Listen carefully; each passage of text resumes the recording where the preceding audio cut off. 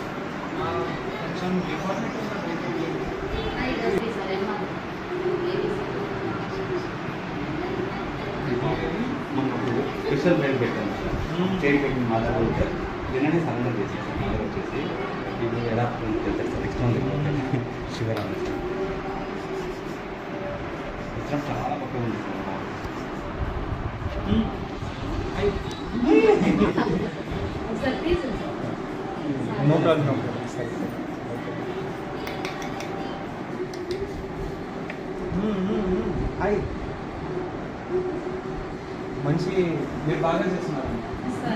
కష్టం వల్ల వాళ్ళు కొంచెం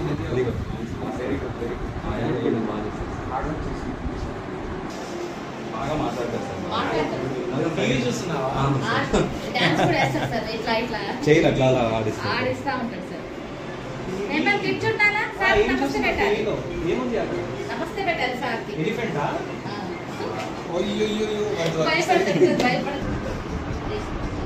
మాట్లాడే పేరు సాయి. అంటే అప్పుడే సాయిబాబా అదే కంటెనర్ అదే కంటెస్ట్ సిఎస్సిపి కాబట్టి వాళ్ళకి క్లియర్ ఉంది. మనకు వాళ్ళని సరెండర్ చేస్తే అప్పుడు మనం క్లియర్ పెడతాం. అండ్ ఆ ఇద్దరు పిల్లలకి అడ్జస్ట్మెంట్ వాళ్ళు కొంచెం భయపడుతున్నాం. ఎవరు వచ్చేది అంత అలా చేస్తారు.